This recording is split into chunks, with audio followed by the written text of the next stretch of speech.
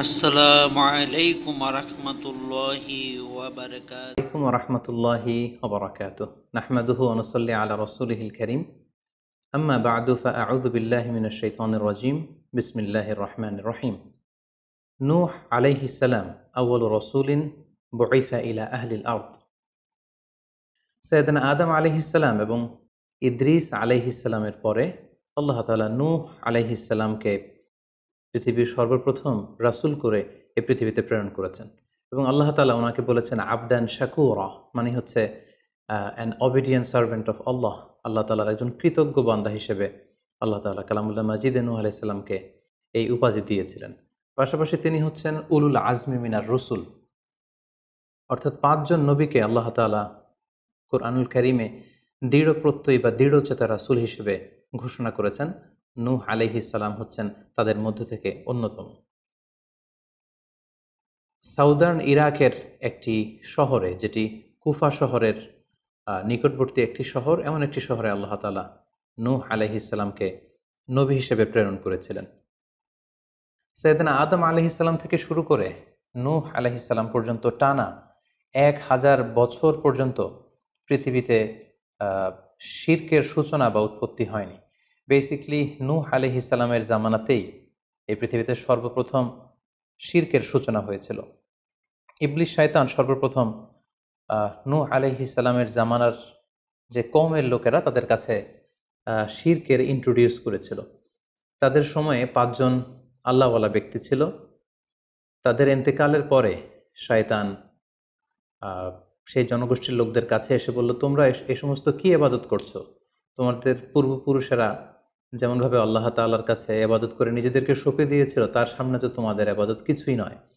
তোমরা একটা কাজ করো, তোমাদের ৫ জন আধ্যাত্মিক পুরুষ বা আল্লাহর প্রিয় বান্দাদের ৫টি মূর্তি তৈরি করে তোমরা তোমাদের ইবাদতগাহের পাশে রাখো। ফলে তাদের চেহারা দেখলে তাদের বেশি বেশি ইবাদতের কথা তোমাদের স্মরণ হবে এবং তোমরা আল্লাহ তাআলার ইবাদত করার ব্যাপারে বেশি আগ্রহী হবে। তারা এই শয়তানের মুখরোচক চমৎকার এই কথা শুনে তাদের শ্রেষ্ঠ ৫ জন সন্তান বা আল্লাহওয়ালা ৫ জন ব্যক্তির ৫টি মূর্তি তৈরি করে তাদের ইবাদত গাহের ভেতরে তারা স্থাপন করলো। এবং আসলেই তারা যখন এই ৫ জন ব্যক্তিদের মূর্তির দিকে তাকাতো, তাদের আল্লাহ তাআলার ইবাদতের কথা তাদের স্মরণ হতো, ফলে তারা আল্লাহ তাআলার বেশি বেশি ইবাদত করতে লাগলো। এই জেনারেশন এভাবেই বেশি বেশি আল্লাহ তাআলার ইবাদতের মধ্য দিয়ে তারা পার করতে লাগলো। কিন্তু পরবর্তী জেনারেশন যখন আসলো, শয়তান তাদের কাছে এমনভাবে কুমন্ত্রণা বা টেম্পটেশন দিল, ফলে ওই প্রজন্ম তারা আল্লাহ তাআলার এক আল্লাহর ইবাদতকে ভুলে গিয়ে এই ৫ জন শ্রেষ্ঠ আল্লাহর ওয়ালির মূর্তির সামনে দাঁড়িয়ে সেখানেই তারা মানত করতে শুরু করলো এবং এক আল্লাহর ইবাদত বাদ দিয়ে সেই মূর্তিগুলোর ইবাদত শুরু করে দিল। এভাবেই সাইয়েদনা নূহ আলাইহিসসালামের জামানাতে সর্বপ্রথম শিরকের সূচনা হয়। পবিত্র কালামুল্লাহ মাজিদে আল্লাহ তাআলা এই ঘটনাটি এভাবে উল্লেখ করেছেন যে নূহ আলাইহিস সালামের জামানায় যারা নেতৃত্ব স্থানীয় ছিল, তারা সাধারণ লোকদেরকে উদ্দেশ্য করে বলতো, ওয়াকালু লা তাযারুন্না আলিহাতাকুম ওয়ালা তাযারুন্না ওয়াদ্দাম ওয়ালা সুওয়াআ ওয়ালা ইয়াগুসা ওয়া ইয়াউকা ওয়া নাসরা।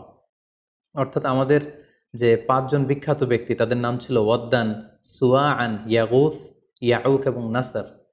তোমরা এদের ইবাদত ছেড়ে দিও না, বরং তোমরা এদের উপাসনা করতে থাকো।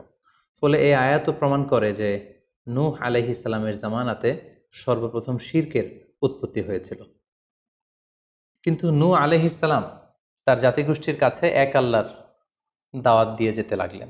তিনি বলতে আরম্ভ করলেন, ইয়া কওমি আবুদুল্লাহ মা লাকুম মিন ইলাহিন গায়রুহু আফালা তাত্তাকুন। হে আমার জাতিগোষ্ঠীর লোকেরা, হে আমার জনগোষ্ঠীর লোকেরা, তোমাদের কি হলো?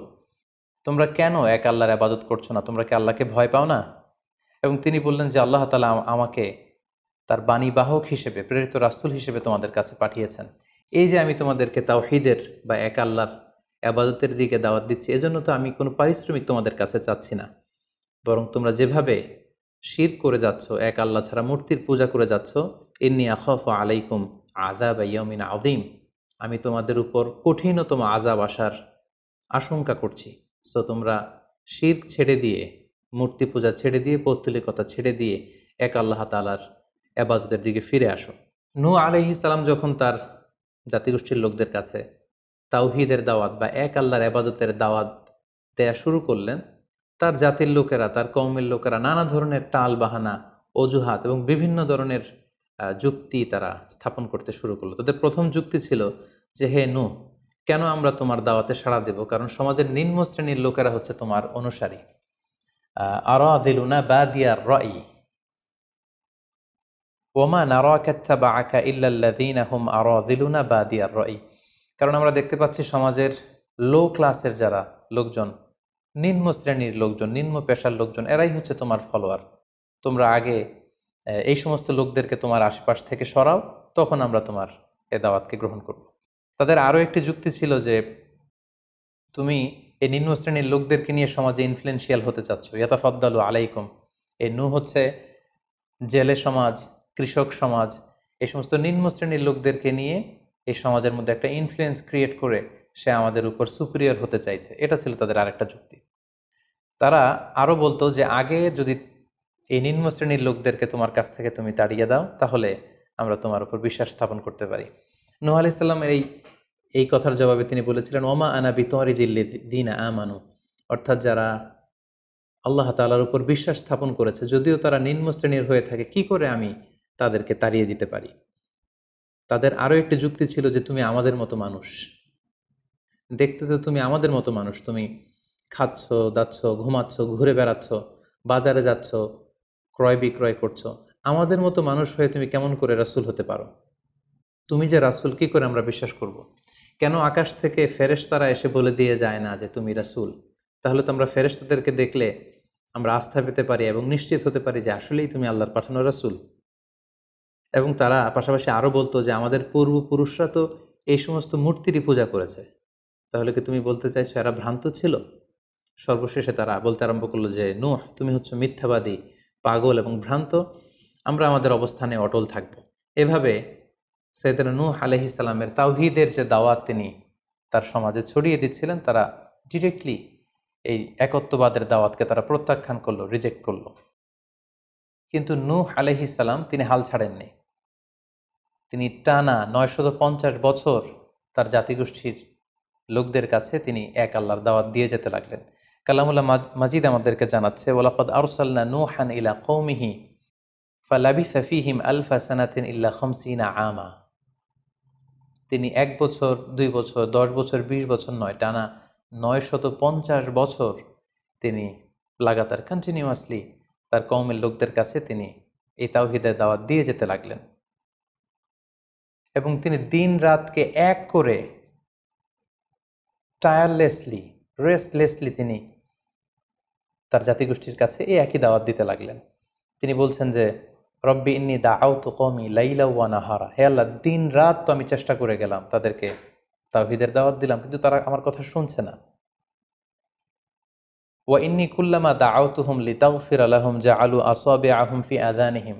এর মানে হচ্ছে, আল্লাহ, আমি যখনই তাদেরকে দাওয়াত দিতাম, তারা তাদের আঙ্গুলগুলো তাদের কানের ভেতরে ঢুকিয়ে রাখতো, যাতে করে আমার তাওহীদের কথা তাদের শুনতে না হয়।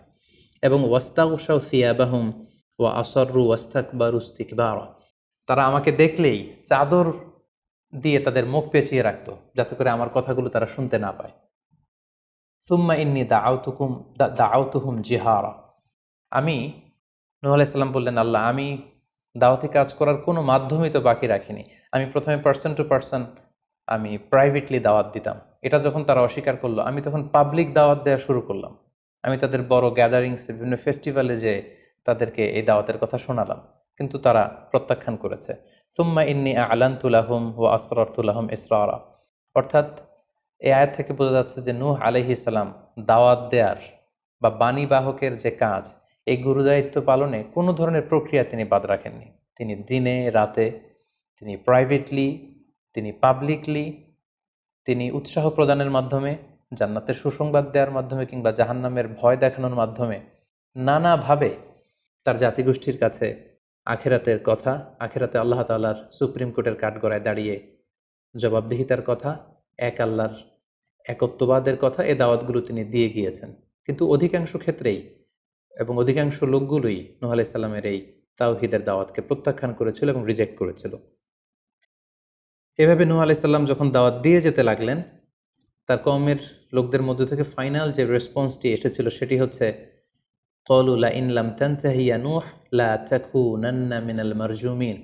হে নূহ, অনেক হয়েছে, এবার তুমি থামো। তুমি যদি এই দাওয়াত দেয়া বন্ধ না করো তাহলে আমরা তোমাকে স্টোনিং করে, পাথর মেরে, প্রস্তর নিক্ষেপ করে দুনিয়া থেকে বিদায় করে দিব। এবং তারা এও বলল যে ক্বালু ইয়া নূহ ক্বাদ জাদালতানা ফাআকসারতা জিদালানা। অনেক হয়েছে, তুমি অনেক আর্গুমেন্ট আমাদের সাথে দিয়েছো, অনেক তর্ক বিতর্ক তোমার সাথে হয়েছে, এবার থামো। ফাআতিনা বিমা তাইদুনা ইন কুনতা মিনাস সাদিকিন। তুমি যে আযাবের ভয় দেখাচ্ছ পারলে সেটা দেখাও। তুমি আমাদেরকে বলছো যে আমরা যদি এক আল্লাহর ইবাদত না করি, আমরা যদি পৌত্তলিকতা না ছাড়ি, তাহলে আল্লাহ তাআলা আযাব দিয়ে আমাদেরকে ধ্বংস করে দিবে। পারলে সেই ধ্বংসলীলা তুমি আমাদের সামনে নিয়ে আসো, পারলে সেই শাস্তি দেখাও, তুমি যদি সত্যবাদী হয়ে থাকো। এবার নূহ আলাইহিস সালাম তাদের এ ধরনের অ্যাটিটিউড দেখে অনেকটা হতাশ হলেন। তিনি তাদের কাছে কোনো প্রতিদান চাইছেন না, তাদের কল্যাণের জন্যই, তাদেরকে জাহান্নামের আগুন থেকে বাঁচার জন্যই তিনি 950 বছর ডেডিকেট করে দিলেন তাদের দাওয়াতি কাজে। কিন্তু তারা যখন এই দাওয়াতি কাজে সাড়া দিচ্ছে না, অবশেষে হতাশ হয়ে নূহ আলাইহিস সালাম আল্লাহকে দোয়া করলেন, আল্লাহ ফাফতাহ বাইনি ওয়া বাইনাহুম ফাতহান, আমি আর পারছি না, আপনি এবার এসপার ওসপার করে দিন, আপনি একটা ফায়সালা করে দিন। অবশেষে তিনি বদদোয়া করে বসলেন, তাদের উপর অভিশাপ দিয়ে ফেললেন, কার্ডস করে বসলেন। তিনি বললেন, রাব্বি লা তাযার আলাল আরদি মিনাল কাফিরিনা দাইয়ারা। হে আল্লাহ, আপনি এমন আযাব পাঠান, আযাব দিয়ে আপনি কাফিরদের আন্ডা বাচ্চা কাউকে আপনি অবশিষ্ট রাখবেন না। পুরো কাফির সমাজ, মুশরিক সমাজকে আপনি আযাব দিয়ে ধ্বংস করে দেন। যদি আপনি তাদেরকে বাঁচিয়ে রাখেন তাহলে তারা বিশ্বাসীদেরকেও সংক্রামিত করবে এবং তাদের অনাগত প্রজন্ম তারা পাপাচারী হয়ে এই পৃথিবীতে তারা ফাসাদ সৃষ্টি করবে। নূহ আলাইহিস সালাম যখন এরকম বদদোয়া করলেন, আল্লাহ তাআলা নূহ আলাইহিস সালামের এই অভিশাপ বা বদদোয়াকে কবুল করলেন এবং তিনি নূহ আলাইহিস সালামকে জানিয়ে দিলেন, নূহ, তোমার কথা মতো আমি এবার এটার একটা শেষ দেখে ছাড়বো এবং আমি পৃথিবীতে আযাব পাঠাবো। সে আযাবটি হচ্ছে ভয়ঙ্কর ধরনের বন্যা হয়ে যাবে গোটা পৃথিবীতে, মহাপ্লাবন ঘটবে।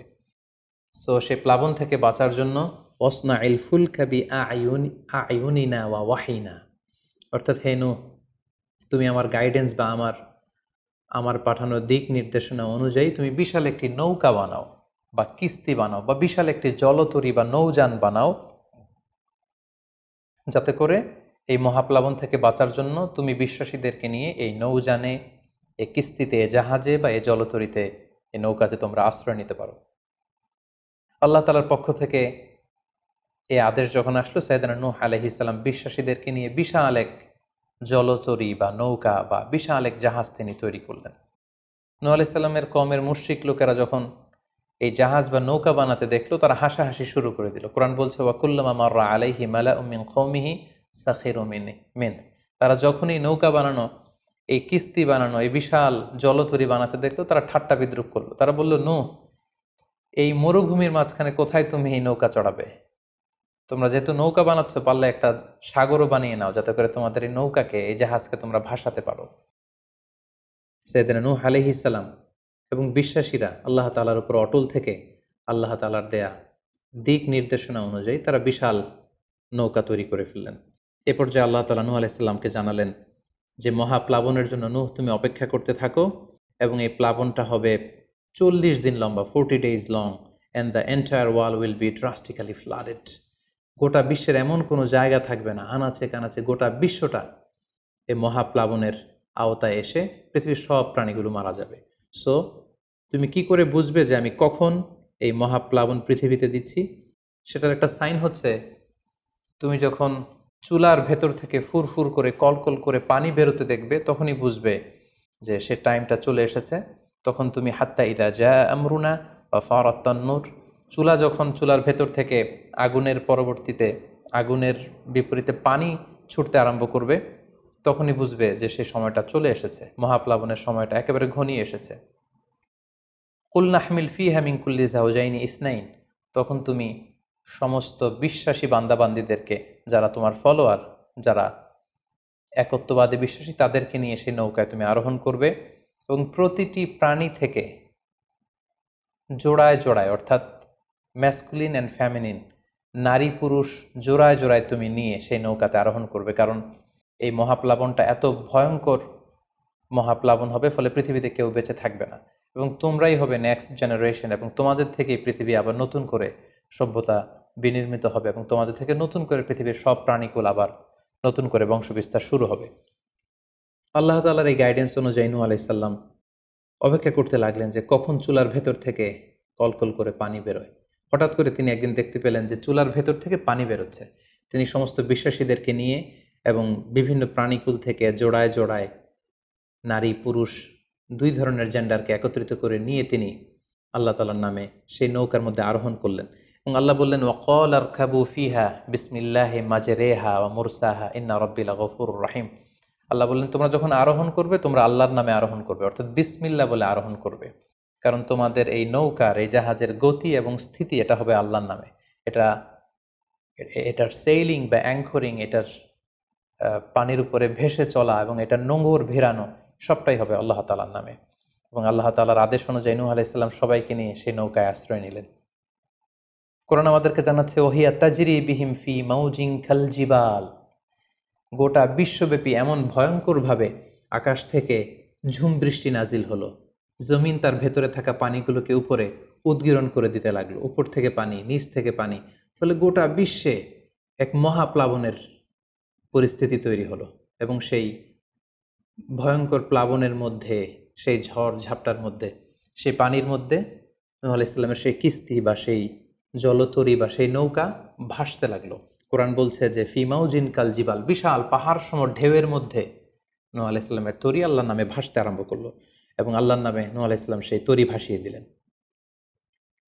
মহাপ্লাবনের ঠিক কিছু আগে নূহ আলাইহিস সালাম ওনার ছেলে কানাআনকে আহ্বান করলেন যে, কানাআন, তুমি এই নৌকার মধ্যে আরোহণ করো। আমরা ইতিহাস থেকে আমরা জেনেছি যে নূহ আলাইহিস সালামের 4 জন সন্তান ছিল, হাম, সাম, ইয়াফাস, কানাআন। এই 4 জন সন্তানের মধ্যে 3 জন ঈমান এনেছিল, শুধু কানাআন ছাড়া। নূহ আলাইহিস সালাম কানাআনকে বললেন, কানাআন ইয়া বুনাইয়া ইরকাব মাআনা, হে আমার প্রিয় সন্তান, তুমি নৌকায় ওঠো, আল্লাহর কাছে তওবা করো। কিন্তু কানাআন নূহ আলাইহিস সালামের এই আহ্বানের প্রত্যুত্তরে তিনি বলেছিলেন, আমি নৌকায় উঠবো না, সাআবি ইলা জাবালিন ইয়াসিমুনি মিনাল মা, আমি পাহাড়ের চূড়ায় যেয়ে দাঁড়াবো, পাহাড় আমাকে পানি থেকে বাঁচাবে, কারণ এই বন্যার পানি তো পাহাড় পর্যন্ত পৌঁছতে পারবে না।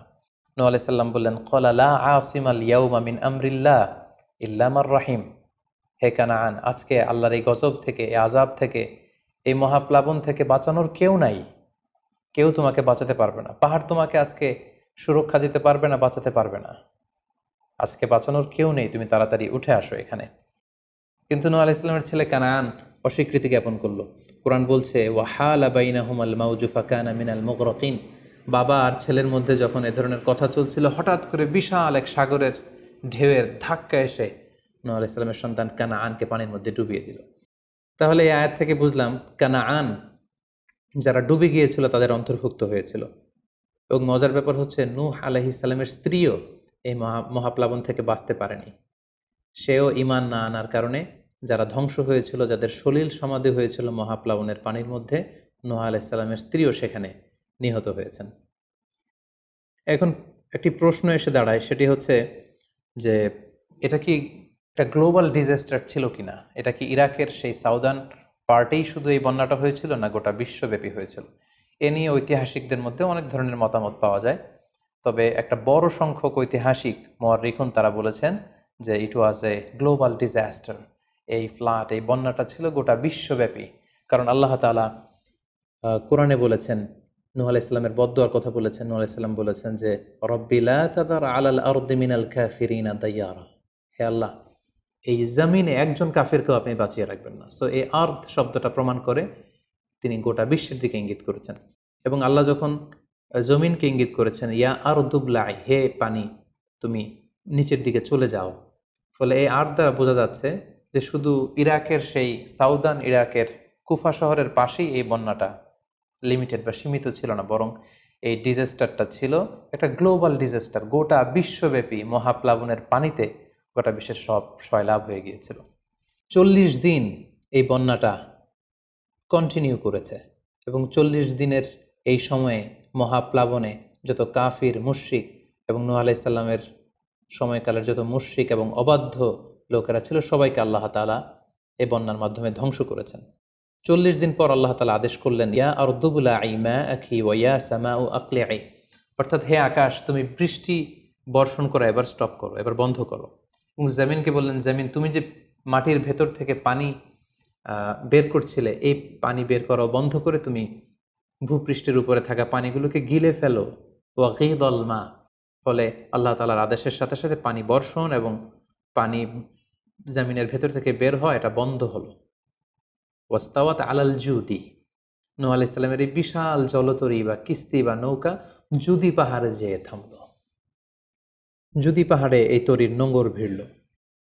এখন জুদি পাহাড়টা কোথায়? কিছু কিছু ঐতিহাসিকরা বলেছেন যে ইরাকের মোসেল শহরে একটি বিশাল মাউন্টেন রেঞ্জ রয়েছে, সেই পাহাড়ের একটা অংশের নাম হচ্ছে জুদি পাহাড়। কোনো কোনো ঐতিহাসিকগণ বলেছেন এই জুদি পাহাড়টি আর্মেনিয়াতে অবস্থিত। অনেক ঐতিহাসিকগণ মত প্রকাশ করেছেন যে এটি ইরাকেও নয়, এটি আর্মেনিয়াতেও নয়, বরং এটি তুরস্কের একটি পাহাড়। এবং তারা বিশাল বড় একটি নৌকার খণ্ড দিয়ে ঐতিহাসিকভাবে অনেকেই প্রমাণ করতে চেয়েছেন যে নূহ আলাইহিস সালামের সেই কিস্তির কিছু অংশ আজও সেই পাহাড়ের মধ্যে রয়ে গিয়েছে। সেই জুদি পাহাড়ে যখন এই নৌকাটি ভিড়ল, আল্লাহ তাআলা তখন নূহ আলাইহিস সালামকে আদেশ করলেন, ইহবিত বিসালামিন মিন্না, তুমি এবার শান্তির সাথে সেফলি সাউন্ডলি তুমি এবার সেই জুদি পাহাড়ে তোমরা নামো। ও বারাকাতিন আলাইক, তোমাদের উপর আমার পক্ষ থেকে বারাকা ব্লেসিং থাকবে। ও আলা উম্মামিম মিম্মান মাআক, এবং তোমার সাথে যারাই আছে সবার জন্য আমার পক্ষ থেকে ব্লেসিং থাকবে। এবং এই বিশাল মহাপ্লাবন থেকে যে আমি তোমাদেরকে বাঁচিয়ে দিয়েছি, শুকরিয়া স্বরূপ তোমরা সবাই পড়ো আলহামদুলিল্লাহ। ফাকুল আলহামদুলিল্লাহ। কোরআন বলছে যে তারা সবাই আল্লাহর প্রশংসা করে সেখান থেকে নেমে আসলো। এবং নূহ আলাইহিস সালামকে আল্লাহ তাআলা শিখিয়ে দিলেন, নূহ এবার তুমি পড়ো রব্বি আনজিলনি মুনজালান মুবারাকান ওয়া আনতা খায়রুম মুনজিলিন, অর্থাৎ হে আল্লাহ আপনি এমন জায়গায় আমাদেরকে অবতরণ করুন যে জায়গাটা আমাদের জন্য কল্যাণকর, কারণ আপনিই তো উত্তম অবতরণকারী।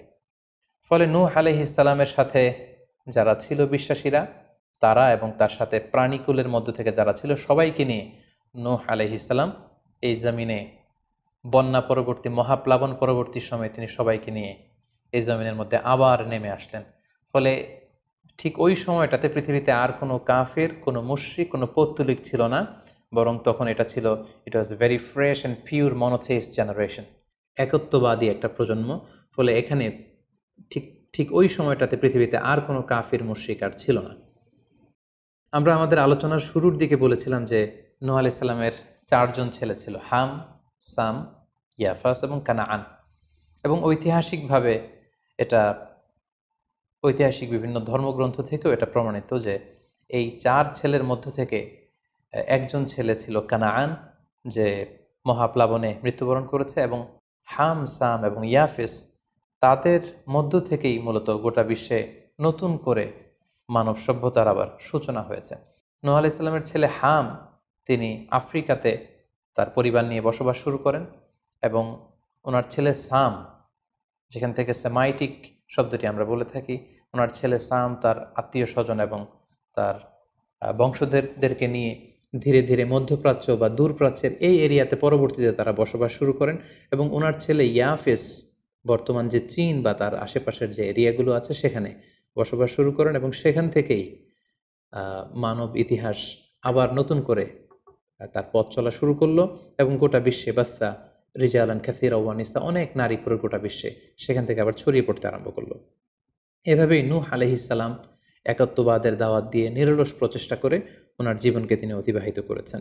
সাইয়েদনা নূহ আলাইহিস সালাম ওনার ইন্তেকালের পরে ওনাকে কোথায় কবর দেওয়া হয়েছে এ নিয়ে 2টি মত পাওয়া যায়। প্রথম মত অনুযায়ী ওনাকে মক্কাতে কবরস্থ করা হয়েছে, আরেকটি মত অনুযায়ী লেবাননের কার্ক নামে একটি এরিয়াতে জাবালে দীর, সেই দীর মাউন্টেনের পাশে সাইয়েদনা নূহ আলাইহিস সালামকে কবরস্থ করা হয়েছে। সম্মানিত সুধী, এই ছিল নূহ আলাইহিস সালামের সংক্ষিপ্ত, বর্ণাঢ্য এবং সংগ্রামী জীবন কাহিনী। এ পর্যায়ে আমরা নূহ আলাইহিস সালামের এই স্টোরি থেকে, এই জীবনী থেকে কী ধরনের লেসন, লাইফ লেসন বা শিক্ষা আমরা পেতে পারি, যেটা আমরা আমাদের সমাজের সাথে রিলেভেন্ট করতে পারি, আমরা সে বিষয়ে সামান্য কিছু আলোচনা করব। আমরা যারা দাওয়া কাজের সাথে ইনভলভড, তাদের জন্য নূহ আলাইহিস সালামের জীবনীতে আসলে নূহ আলাইহিস সালামের দাওয়া ক্যারিয়ার থেকে নেবার মতো, শেখার মতো অনেক কিছু রয়েছে। তোর মধ্যে থেকে অন্যতম হচ্ছে যে ডাইভার্সিটি অফ দাওয়া অ্যাপ্রোচ। আমরা জানি যে আমরা যারা আল্লাহ তাআলার এই কথাগুলো, কোরআন সুন্নাহর এই মেসেজগুলো পৌঁছে দিচ্ছি, আমরাও কাইন্ডা বাণীবাহকের কাজ কিন্তু আমরা করছি। যেহেতু নবীরা নেই, তাদের অনুসৃত পথকে আমরা ধারণ করে তাদের কথাগুলো আমরা পৌঁছে দিচ্ছি। সো আমাদের এই দাওয়া অ্যাপ্রোচের মধ্যে ডাইভার্সিটি থাকতে হবে। আমরা যেমনি ওরালি দাওয়া কাজ করি, নবীরা ওরালি দাওয়া কাজ করতেন, মৌখিকভাবে মানুষকে দাওয়া দিতেন। এই ওরালি দাওয়ার পাশাপাশি আমরা রিটেন দাওয়ার কাজ করতে পারি, আমরা প্র্যাকটিক্যাল দাওয়া কাজ করতে পারি। অর্থাৎ প্র্যাকটিক্যাল দাওয়াটা হচ্ছে লাইভ দাওয়া। আমার কথা দেখে, আমার আচরণ দেখে, আমার ডিলিংস দেখে মানুষ ইসলামের সৌন্দর্যের প্রতি আকৃষ্ট হবে, এবং এটা খুবই ফলপ্রসূ একটা দাওয়া সিস্টেম। সো আমরা যদি নূহ আলাইহিস সালামের জীবনের দিকে তাকাই, তাহলে দেখব উনি অনেকভাবে এই দাওয়া কাজ করেছেন। উনি প্রথম পার্সন টু পার্সন টার্গেট করে তাকে একা একা বোঝাতেন। এটা যখন কাজ না করতো, প্রাইভেট দাওয়া থেকে উনি পরে সুইচ করলেন পাবলিক দাওয়াতে। কোরআন আমাদেরকে জানিয়েছে যে তার কওমের বিভিন্ন ফেস্টিভ্যালগুলোতে, সেখানকার বিভিন্ন পাবলিক গ্যাদারিংসগুলোতে, সেখানকার বিভিন্ন ক্লাবগুলোতে তিনি যে এক আল্লাহর দাওয়া তিনি সেখানে পেশ করেছেন। পাশাপাশি নূহ আলাইহিস সালাম তার সময়ের সম্ভ্রান্ত ব্যক্তিবর্গ যারা, তাদেরকে স্পেশালি তিনি দাওয়া কাজের আওতায় নিয়ে এসেছেন। এলিট সোসাইটি যারা, আমরা যদি আল্লাহ রাসূল সাল্লাল্লাহু আলাইহি ওয়াসাল্লামের দাওয়া অ্যাক্টিভিটির দিকে তাকাই, তাহলে দেখব যে উনিও কিন্তু সানাদিদে কোরাইশের যারা লিডার শ্রেণী ছিল, গণ্যমান্য ব্যক্তিবর্গ ছিল, তাদেরকে তিনি স্পেশালি দাওয়া কাজ করতেন তাদের সাথে। কারণ আমরা জানি যে একটা সমাজের লিডার যদি ইসলামের পথে আসে, ফলে তার যে লক্ষ লক্ষ ফলোয়ার থাকবে, তারাও তার দ্বারা ইনফ্লুয়েন্স হয়ে তারাও ইসলামের পথে চলে আসবে। এবং আল্লাহ রাসূল সাল্লাল্লাহু আলাইহি ওয়াসাল্লামের জীবনী তো আমরা দেখেছি যে কোনো গোষ্ঠীর বা কোনো কওমের বা কোনো ট্রাইবের গোত্র প্রধান যখন কালিমা পড়ে মুসলমান হয়েছে, তার দেখা দেখি গোত্রের সকল নারী পুরুষ তারাও মুসলমান হয়ে গেছে। দাওয়া কাজ আঞ্জাম দেওয়ার ক্ষেত্রে যারা এলিট সোসাইটি বা সমাজের গণ্যমান্য ব্যক্তিবর্গ যারা থাকবে, তাদেরকে দাওয়া দেওয়ার ক্ষেত্রে আমাদেরকে স্পেশাল এফোর্ট দিতে হবে। কারণ তাদেরকে যদি আমরা ইসলামের পক্ষে, সত্যের পক্ষে কনভিন্সড করতে পারি, ফলে তারা সমাজের আরও অনেক লোককে ইনফ্লুয়েন্স করে ইসলামের সুশীতল বাণীর ভেতরে নিয়ে আসতে পারবে। তো এর মানে এই নয় যারা নিম্ন শ্রেণীর বা যারা সমাজের মধ্যবিত্ত বা নিম্ন মধ্যবিত্ত যে ফ্যামিলিগুলো রয়েছে বা যে সমস্ত লোকজন রয়েছে, তাদেরকে আমরা গুরুত্ব দিব না, ব্যাপারটি এমন নয়। বরং নূহ আলাইহিস সালামের ঘটনা থেকে আমরা বুঝতে পারছি যে একটা হচ্ছে মাস পিপুলদের জন্য দাওয়া, আর একটি হচ্ছে যারা সমাজের উচ্চ শ্রেণী, তাদের জন্য স্পেশালি কিছু টাইম স্পেন্ড করা, তাদেরকে আলাদাভাবে দাওয়া দেওয়া, এবং অথবা তাদের উপযোগী করে দাওয়া অ্যাক্টিভিটি তাদের কাছে যদি আমরা প্রেজেন্টেশন করতে পারি, তাহলে নিঃসন্দেহে তারাও ইসলামের সৌন্দর্যের দ্বারা আকৃষ্ট হবে। নূহ আলাইহিস সালামের এই জীবন কাহিনী থেকে আমরা আরও একটি বিষয় শিখতে পারি, সেটি হচ্ছে দাওয়া কাজে কখনো হতাশ হওয়া যাবে না, নিরাশ হওয়া যাবে না, এবং হাল ছাড়া যাবে না, বরং ভরসা রাখতে হবে আল্লাহর উপর। কারণ আমরা কয় বছর দাওয়া কাজ করে যাচ্ছি, আমরা কতটুকু এফোর্ট দিয়েছি, আমরা কতটুকু টাইম স্পেন্ড করেছি, আমরা কতটুকু স্যাক্রিফাইস করেছি। আমরা যদি নূহ আলাইহিস সালামের জীবনের দিকে তাকাই, তাহলে দেখব যে তিনি টানা 950 বছর টানা লাগাতার তিনি তার জাতিগোষ্ঠীর কাছে দাওয়াতি কাজ করেছেন, কিন্তু তিনি নিরাশ হননি, হতাশ হননি, হাল ছেড়ে দেননি, তিনি ভরসা রেখেছিলেন আল্লাহ তাআলার উপর। সো আমরা যারা দাওয়া কাজ করছি, আমরা ইনস্ট্যান্ট ফলাফলের জন্য যেন বসে না থাকি, আমরা আমাদের দায়িত্বটুকু পালন করব। নূহ আলাইহিস সালামের এই স্টোরি থেকে আমরা আরও একটি বিষয় শিখতে পারি, সেটা হচ্ছে আমাদের কাজ হচ্ছে ইফোর্ট দেয়া, বাট এটার কমপ্লিশন, এটার রেজাল্ট আসবে আল্লাহ তাআলার পক্ষ থেকে। আরবিতে বলা হয় যে আস-সা'য়ু মিন্না ওয়াল ইতমামু মিনাল্লাহ, প্রচেষ্টা করার মালিক আমরা, সফলতা দেওয়ার মালিক হচ্ছেন আল্লাহ। আমি অনেক দাওয়াতি কাজ করছি, কিন্তু আমার দাওয়াতি কাজে কেউ সাড়া দিচ্ছে না, কেউ রেসপন্স করছে না, আমার দাওয়াতি কাজে কেউ ইসলামের প্রতি আকৃষ্ট হচ্ছে না, ইট ডাজন্ট মিন দ্যাট আমি একজন ব্যর্থ দায়ী, না, এটা কখনোই না। বরং আমি সিনসিয়ারিটির সাথে আমার সর্বোচ্চ প্রচেষ্টাটুকুন আমি করছি কিনা, সেটাই হচ্ছে দেখার বিষয়। আমার কত ফলোয়ার, আমার ডাকে কত মানুষ সাড়া দিল, এটা দেখার বিষয় না, বরং আমি আমার রোলটা প্লে করতে পারছি কিনা সিনসিয়ারিটির সাথে, এটা হচ্ছে দেখার বিষয়। এর কারণ হচ্ছে আল্লাহর হাবিব সাল্লাল্লাহু আলাইহি ওয়াসাল্লাম বলেছেন, কিয়ামতের দিন অনেক নবী দাঁড়াবে যাদের ফলোয়ার হচ্ছে হাতে গোনা অল্প কয়েকজন, মানে অল্প কয়েকজন ঈমান এনেছিল। পৃথিবীতে অনেক নবী ছিল, তারা কিয়ামতের দিন দাঁড়াবে, তার বিশ্বাসী উম্মতের সংখ্যা হচ্ছে মাত্র 2 জন। পৃথিবীতে এরকম অনেক নবী ছিল, কিয়ামতের দিন তিনি দাঁড়াবেন, তার উপর বিশ্বাস এনেছিল মাত্র একজন, মানে নবীও একজন, তার প্রতি ঈমানও এনেছে মাত্র একজন। এমনও অনেক নবী কিয়ামতের দিন আল্লাহ তাআলার দরবারে দাঁড়াবে যেই নবীর কোনো ফলোয়ার নাই, যেই নবীর কোনো বিশ্বাসী উম্মত নাই। অর্থাৎ নবী শুধু একা, তার সারা জীবনের দাওয়া কাজে কেউ তার ডাকে সাড়া দেয়নি। তার মানে কি তিনি ব্যর্থ? নেভার, কখনো না।